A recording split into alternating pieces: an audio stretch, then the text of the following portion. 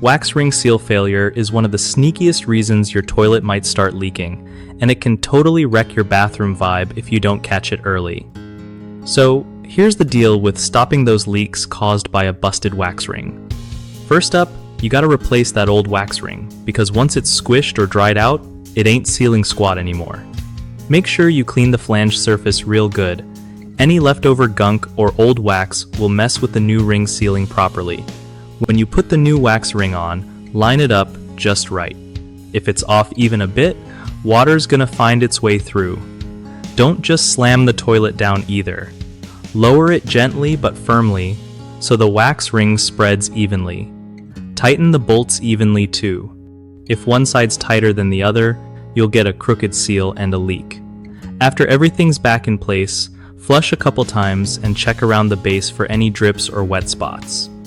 If you see water pooling, don't ignore it. Tighten bolts a little more, or check if the flange is damaged.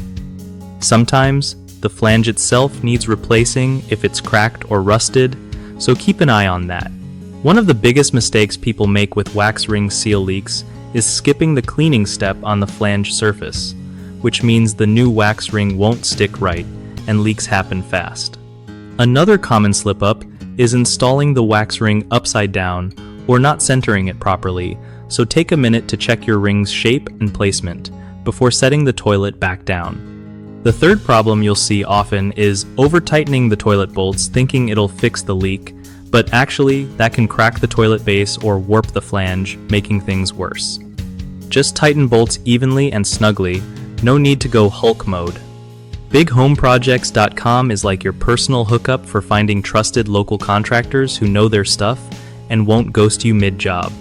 Plus, it helps contractors connect with homeowners who actually need their skills, making home repairs way less stressful for everyone.